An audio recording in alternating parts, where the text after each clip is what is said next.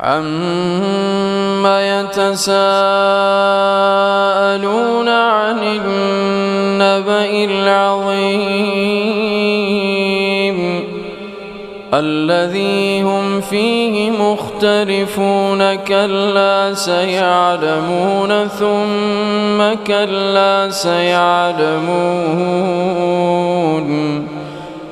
أَلَمْ نَجْعَلِ الْأَرْضَ مِهَادًا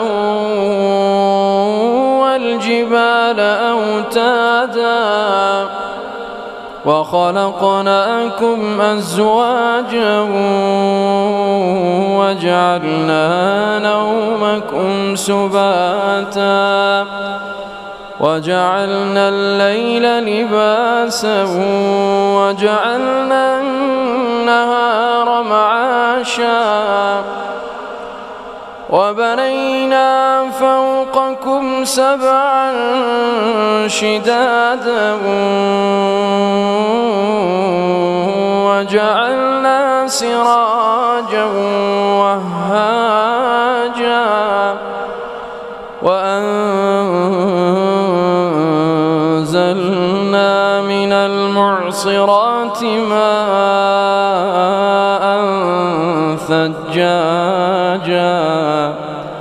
لِنُخْرِجَ بِهِ حَبًّا وَنَبَاتًا وَجَنَّاتٍ أَلْفَافًا إِنَّ يَوْمَ الْفَصْلِ كَانَ مِيقَاتًا يَوْمَ يُنفَخُ فِي الصُّورِ فَتَأْتُونَ أَفْوَاجًا وَفُتِحَتِ السَّمَاءُ فَكَانَتْ أَبْوَابًا وَسُيِّرَتِ الْجِبَالُ فَكَانَتْ سَرَابًا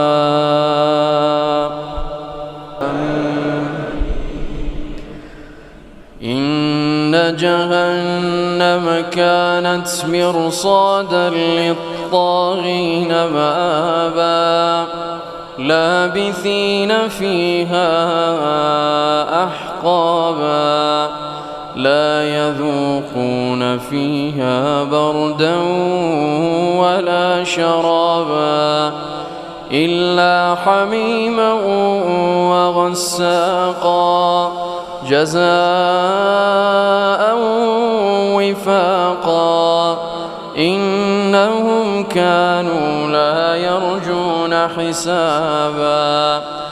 وَكَذَّبُوا بِآيَاتِنَا كِذَّابًا وَكُلَّ شَيْءٍ أَحْصَيْنَاهُ كِتَابًا فَذُوقُوا فَلَن نَّزِيدَكُمْ إِلَّا عَذَابًا إِنَّ لِلْمُتَّقِينَ مَفَازًا حَدَائِقَ وَأَعْنَابًا وَكَوَاعِبَ أَتْرَابًا وَكَأْسًا دِهَاقًا لَا يَسْمَعُونَ فِيهَا لَغْوًا وَلَا كِذَّابًا جَزَاءً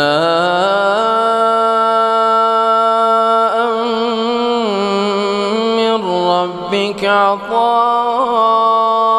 حِسَابًا رَبِّ السَّمَاوَاتِ وَالْأَرْضِ وَمَا بَيْنَهُمَا الرَّحْمَنُ لَا يَمْلِكُونَ مِنْهُ خِطَابًا يَوْمَ يَقُومُ الرُّوحُ وَالْمَلَائِكَةُ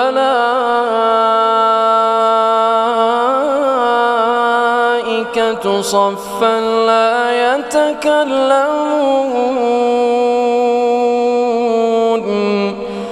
لا يتكلمون إلا من أذن له الرحمن وقال صوابا ذلك اليوم الحق فمن شاء واتخذ إلى ربه مآبا إنا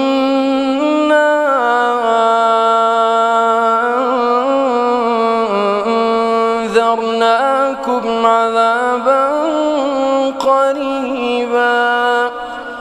يوم ينظر المرء ما قدمت يداه ويقول الكافر يا